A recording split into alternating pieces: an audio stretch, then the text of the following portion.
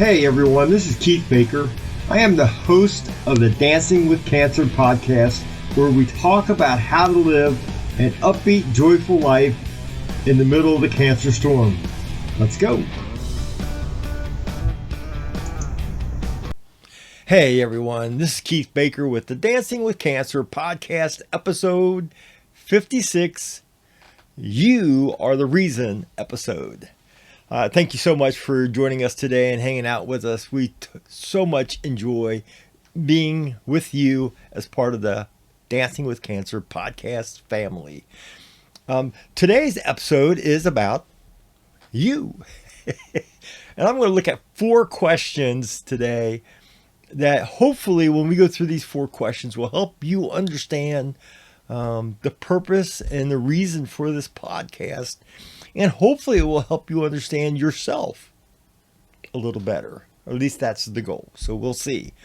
The first question I wanted to look at real quick here today is, what do I want you to see?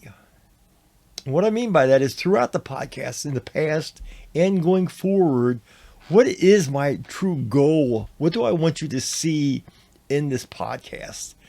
And so I believe that I am a possibilities speaker, meaning that I want you to see all the possibilities that lie before you for a better life. I want to hopefully expand your vision of what could be. I want to give you a hope for a better tomorrow. Proverbs 29:18 says, "Where there is no vision, the people perish." And I believe what this means is when there is no vision, when there's no dream of a better future, when there is nothing to unite us, for us to work together towards or to fight for, we lose that unity as a group, but also we lose the motivation. We lose the direction. There's nothing out there for us to work towards, if you will. And so part of my goal with these podcasts is to paint a picture for you of a better life. And probably on the early stages, you'll see that picture and you'll think, oh, that'd be great, but maybe it's not realistic. But I'm hoping that over time, as that picture becomes clearer and you see it better, that you'll see it and you'll not only say, oh, that'd be great, but something will start changing inside of you to where not only will you see it out there and say, oh, that'd be great, but I wonder if that really could happen. Or maybe you come to the place where I believe that's within reach. See, the trick is if you don't believe that idea, that goal, that picture is attainable, if you really don't believe it's within reach, you're not going to waste time and energy striving for that goal, for that picture, for that dream. But the moment you think that maybe that's attainable, maybe it is within reach, maybe this really could happen, then all of a sudden you'll find yourself becoming dissatisfied with where you're at currently, and you'll find a hunger for that better life. You'll find a hunger for that picture, that vision of a better tomorrow. And so that's part of my goal. What do I want you to see throughout all these podcasts? I want you to see a future version of yourself that's better than it is currently right now, that is more enjoyable, that you will be happier with and in. And I want you to see that it really is within reach, that it is attainable. Second question, what do I want you to know? I want you to know that you are important. Now let me say that again, because I think this is something that we overlook so often. I want you to know that you are important. You are important. Your life matters. It matters to me, but it also matters to God. I truly believe this with all my heart. 1 1 Peter 5:7 says, cast your cares on him, for he cares for you. Cast your cares on him, for he cares for you. Cast your cares on him, God, because he, God, cares for you. Why is that important? How do I phrase this? You are important enough for God to care about you. You are important enough that God cares about you. There was a time when I did youth ministry. Most of you guys will know this. And when I did youth ministry, I had a blast doing it, but I really felt God had called me to it. But even more importantly, I had a burden, a concern for these teenagers and their families. And I really, truly cared about their future. And so I did everything I knew within my power to invest in them and to pour into them to help them see a picture of their future, a vision of their future that was better than what it is now, to help them make choices that would lead them down the correct path, to help make their lives better, more enjoyable, that they could experience the peace and joy that we often talk about in this podcast. There was a time, a stretch at one of the churches that I was involved with youth ministry, where it got to the place where I was doing a Sunday school lesson, a Sunday night youth service, and a Wednesday night Bible study, which meant I was writing 3 lessons a week while doing a full-time job. That's crazy.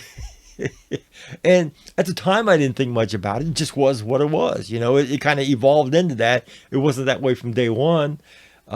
But God was in the midst of it, and God was doing exciting things, and the kids were responding, and the families we were doing this together, and we had a lot of success because God was in it. It was a God thing.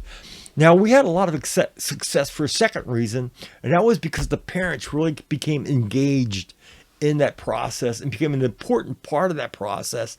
But again, I believe that the parents bought into it because they truly saw that I cared about their kids and them as parents.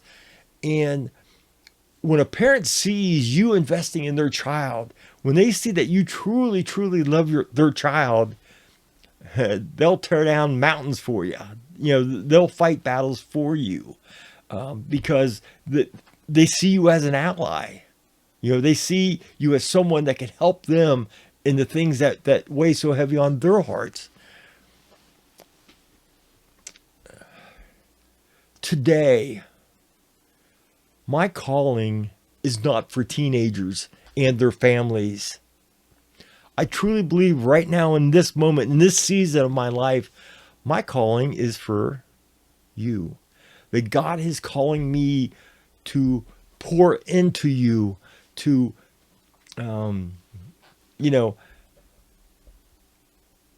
love you through this podcast, to share what I can to change your life for the better. I don't know if that makes sense to you or not. When I was doing the 3 lessons a week, right? The Sunday school class, the Sunday night youth service, and the Wednesday night teen Bible study.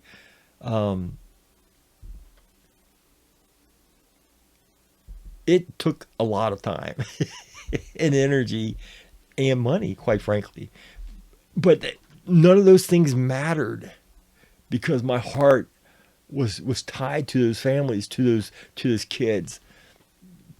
I remember, and we shared in the past, that I enjoy sports quite a bit. And here locally, my teams that I push and enjoy a lot are the Cincinnati Reds and the Cincinnati Bengals. I'm the kind of guy that yells at the TV. Sometimes I'm yelling good things, sometimes not so good things, because I get into it. I enjoy the sports quite a bit. And the night games are the worst, especially the NFL night games, because you have like a Monday night football or Sunday night football, and I'm up too late, later than I should be at my age, because I got to work the next day, right? And again, if I'm at home watching the game, I'm probably standing up for 50% of the game because I'm just into it. I can't sit still. It's got me tied up into it that much. And on the night games, if my team's winning, I'm excited. And if they win the game, then I'm pumped. I'm so excited. But then I can't go to sleep for another hour because my team won. I'm excited. But then if my team's losing or loses, then I'm upset. And I can't go to sleep for an hour because I'm upset. So either way, as late as the game goes, I'm usually up for another hour after that. In that season, when I was teaching 3 lessons a week, very seldom, for example, did I get to watch a football game on Sundays. There just wasn't enough hours in a day. And I'm not saying that to say, oh, look at me, Keith Baker, he's so important. He's so holy. Oh, yes, he's so holy. What I'm saying is all of us in life come to the place where there's 100 things we want to do, and we got time to do 10 of those. And we have to say, okay, which things do we want the most? What things am I going to do, and what things am I going to not do so that I can do the things I want to do? Does that make sense at all? We got to prioritize the things that are most important. And in that season, those teens and their families were the most important thing. And they were more important than a football game anyway. As much as I enjoy the football game, as much as I love sports, I didn't like sports any less in that moment. It's just that calling, that ministry was more important in that moment. Today, you are that important to me. That similar, in the same way, doing this podcast, it costs me time, it costs me money, it costs me energy. And it doesn't matter because you are more important than those things. I don't know if that makes sense to you or not, but I just want you to see that. I want you to understand so often in this life, we get beat up and we get pushed around and we get knocked down. And I think sometimes we lose sight of the fact that each one of you are important to God and you're important to the people around you, but too often you can't see that. And you just start questioning, why? What is my purpose in life? Why am I here? And I want to remind you through specifically what I'm saying today, but also through all the podcasts. I want you to remember that you are here for a reason. You are here for a purpose. You were created and designed by God for a purpose, and you are important. What do I want you to feel? 4 questions, right? What do I want you to see? I want to change your vision. I want to change the way you see the world. What do I want you to know? I want you to know that you're important to me and that you're important to God. What do I want you to feel? I want you to feel empowered. I want you to feel empowered. I want you to feel like you can do these things also. You know, a lot of times I share experiences from my own life because that's what I know. And maybe some of you think, man, I wish I could be more like Keith, or I wish I could do this, or I wish I could do that. And what I want you to know is everything I've done in my life, I've done because of God. If there's been any successes in my life, it's been because of God. It's not because Keith is so smart, or he's so cool, or he's so elegant, or he's so whatever. No, it's simply because of God in my life. And you have access to God the exact same way I have access to God. And that means that you can do these things that I've done, right? Scripture says in Matthew 19:26, with God, all things are possible. With God, all things are possible. I want you to feel empowered that you can do great things with God's assistance, or God can do great things through you, if that's a better way of looking at it or phrasing it. Joshua 1:9 says, "Have I not commanded you? Be strong and courageous. Do not be afraid. Do not be discouraged. For the Lord your God will be with you wherever you go. Have I not commanded you? Be strong and courageous. Do not be afraid." Why? Because God is with you. God is the variable in the equation that enables us to do great things. And that is not limited to great people. See, too often I think we associate great things with great people. We say, well, that person's a great person. He was able to do great things. I'm here to tell you, I'm a goof. Man, I'm just a goof. And I struggled in school at certain times, and I said stupid things at certain times. God chose to use me anyways. And God is choosing to use you. If you're still breathing, if you're still, you've heard me say this a bunch of times on this pod, if you're still alive, God's not done with you yet. There is a purpose for your life. Question number 4, what do I want you to do? I want you to apply God's word to your life so that you can experience the more abundant life. You know, you hear me talk about it quite often on this pod. I have come that they might have life, and they might have life more abundantly in a bigger and better way. I want you to go deeper in your faith walk.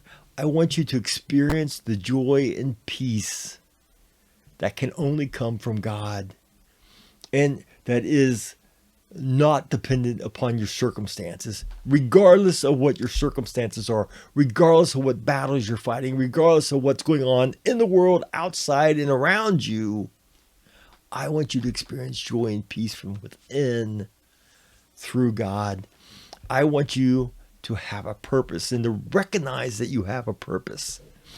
Mark Twain once said, the 2 most important days in your life are the day you were born and the day you realize why.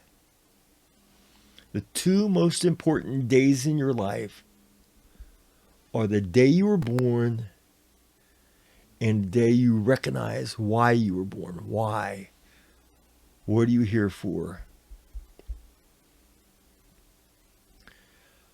Always understand that these podcasts are here for a reason, for a purpose, and that purpose is to add value to your life. I want you to experience life at the highest level possible. I want you to get the most joy and peace out of your life as possible. I want you, I feel like I've been extremely blessed in my life. I'm just being honest. I'm being sincere with you. I feel like I have been so blessed in this life, and I've experienced so many good things. I've had the bad stuff. I've shared that with you in the past. I have cancer. I have experienced so many amazing things in my life and amazing people in my life. And I have so many great memories in my life. And I want to share that with as many people as possible. And in this moment, in this season of my life, that is you. And I want you to experience the good things that I've experienced. That's my heart. That's what drives me. And that's what drives this podcast. I believe in you, and I want the best for you. I love you with all my heart. Please understand that. That is the reason for the podcast. You. You are the reason for the podcast. I love you guys. Thanks for hanging out with us. Thanks for coming here and joining with us this week. And understand that you are so important. You are so important. There's a reason and a purpose for your life. I heard someone say, if you are searching for that one person that will come in and change your life, look in the mirror.